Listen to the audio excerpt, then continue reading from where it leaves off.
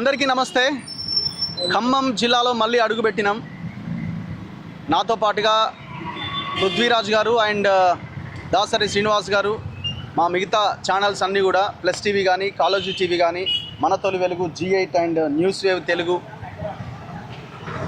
So ఈ channels అన్నీ కూడా మళ్ళీ మేము ఖమ్మం జిల్లాలో అడుగుపెట్టినాం. వెలుగుమట్ల ఇష్యూ మనందరికీ తెలుసు. ఈ సమస్యని ఇంకా లైవ్లో పెట్టాలి అన్న ఉద్దేశంతో మేము ఇక్కడికి రావడం జరిగింది. నిన్ననే మేము ప్లాన్ చేసుకున్నాం, ఇక్కడికి వస్తున్నామని ఇక్కడ ఉన్న బాధితులకు చెప్పినాం.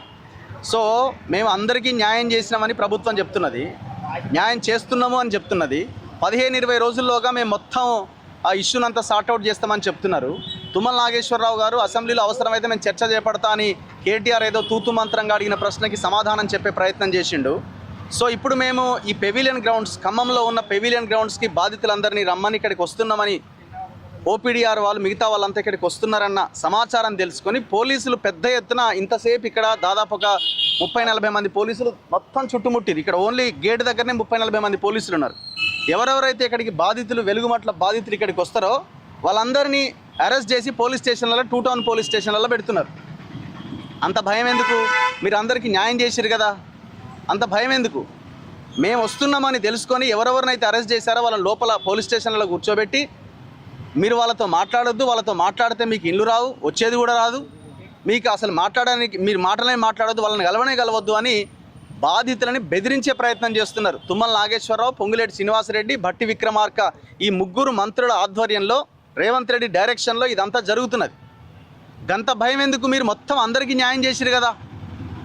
ఎంత అరాచకం అంటే ఈ పోలీసులు, లోకల్ ఎస్పీ ఆయన పేరేంది, సునీల్ దత్తా, సంజయ్ దత్తా ఏదో ఉన్నది, నిన్న దాదాపు 44 లక్షల రూపాయలట బాధితుల దగ్గర నుంచి వసూలు చేసిన డబ్బుని వీళ్ళు రికవరీ చేసినారట. ఆ ఎస్పీ ఆఫీస్ నుంచి వచ్చిన ప్రెస్ నోట్ చూస్తే దేంతో నవ్వాలనో అర్థమవుతలేదు.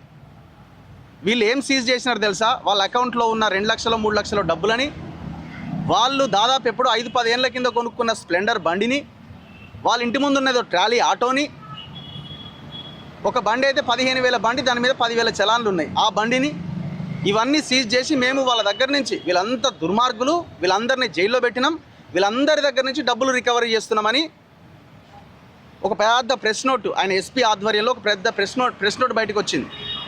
మరి మేము అడుగుతున్నాము, 35 ఎకరాల భూమి, గిరిజనులకు సంబంధించిన భూమిని తుమ్మల నాగేశ్వరరావు తన అకౌంట్లో వేసుకున్నాడు కదా. మొన్న ఎకరం భూమికి రైతు బంధు వేసిండు ఎవరు? రైతు భరోసా, రేవంత్ రెడ్డి గవర్నమెంట్. ఆ 6,000 రూపాయల రైతు భరోసా కూడా మొన్న తుమ్మల నాగేశ్వరరావు అకౌంట్లో పడ్డది కదా. మరి రికవరీ చేయాల్సింది ఎవరిది రికవరీ చేయాలా? 170 చట్టాన్ని ఉల్లంఘించి భూములు కబ్జా పెట్టిన తుమ్మల నాగేశ్వరరావుది రికవరీ చేయాలా? మరి రికవరీ చేసినారా? ఎప్పుడో 10-15 ఏళ్ళ కింద ఉన్న బండ్లని, ఇండ్లని, వాళ్ళ అకౌంట్లో ఉన్న డబ్బులని సీజ్ చేసి వాళ్ళ పిల్లలని పోలీస్ స్టేషన్లలో పెట్టి నానా బీభత్సం చేసి మేము ఏదో సాధించినామని చెప్తున్నారు. మీకు దమ్ము ధైర్యం ఉంటే తుమ్మల నాగేశ్వరరావు మీద కేసు పెట్టండి, పొంగులేటి శ్రీనివాసరెడ్డి మీద కేసు పెట్టండి. హైదరాబాద్లో ఆయన చెయ్యని కబ్జా లేదు. ఎన్ని ఎకరాల భూములు రికవరీ చేసినారు తుమ్మల నాగేశ్వరరావుది? ఇంత భయంకరమైన అరాచకం నడుస్తుండే బాధితులని మాట్లాడనివ్వరు, మీరు చేసిన తప్పులని కప్పిపుచ్చుకుంటారు. చివరికి బాధితుల పక్షాన పోరాటం చేసిన వాళ్ళ ఆస్తులు సీజ్ చేసినామని వాళ్ళ సొంత ఆస్తుల్ని సీజ్ చేసి రాక్షసానందం పొందుతారు. అందుకే మేము ఖమ్మంకి వస్తే మమ్మల్ని కూడా మాట్లాడనివ్వరట. బాధితులు ఎవరు మాతో మాట్లాడొద్దట.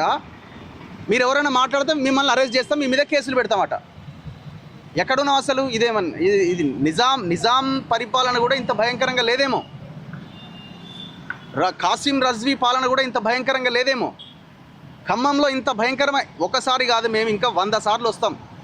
ఆ 800 మంది బాధితులకు న్యాయం జరిగే వరకు ఇక్కడికి వస్తాం. మరి అందరు వచ్చినప్పుడు బాగానే వస్తున్నారు, వెళ్ళిపోతున్నారు. మొన్న వాళ్ళు నిజ నిర్ధారణ కమిటీ వాళ్ళు కూడా వచ్చినారు, వాళ్ళ పని వాళ్ళు చేసుకొని వెళ్ళిపోయినారు. మేము వచ్చినప్పుడే మీకు ఎందుకు ఇబ్బంది అవుతుంది? ఎందుకంటే మేము వచ్చిన వాళ్ళమంతా సత్యాన్ని అన్వేషించడానికి వచ్చినాం కాబట్టి, వాస్తవాలని ప్రజలకు చెప్పడానికి వచ్చినాం కాబట్టి మేము వచ్చినప్పుడే మీకు ఇబ్బంది అవుతుంది. అసలు 62 ఎకరాల 7 గుంటల భూదాన భూమి ఉందిరని ఆయన అంటే, ఎవరికి వాడు లెక్కలేసుకొని 31 ఎకరాలే అని వీళ్ళే నిజ నిర్ధారణ చేస్తారు, వీళ్ళే మొత్తం రిపోర్ట్ సబ్మిట్ చేస్తారు.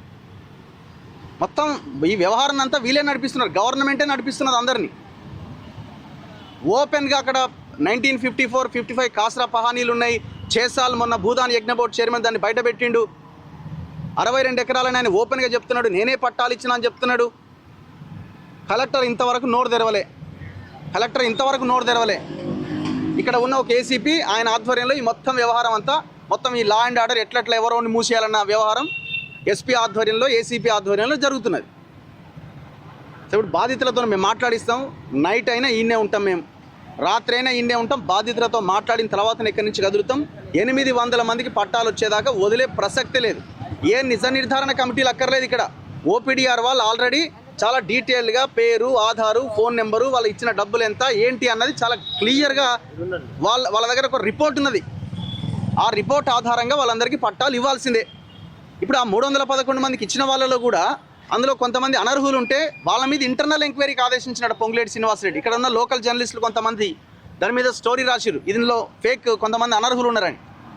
ఇంటర్నల్ ఎంక్వైరీకి ఆదేశించిందట. మరి అసలు ఎట్లా తప్పుడు పేర్లు ఇంత పెద్ద ఇష్యూ అయిన తర్వాత తప్పుడు పేర్లు ఎట్లా ఎంటర్ అయినాయి? ఇంకా ఈ అరాచకం జరుగుతూనే ఉన్నది. ఖచ్చితంగా బాధితులకు న్యాయం జరిగే వరకు ఈ వెలుగుమట్ల భూ పోరాటం కొనసాగుతుంది.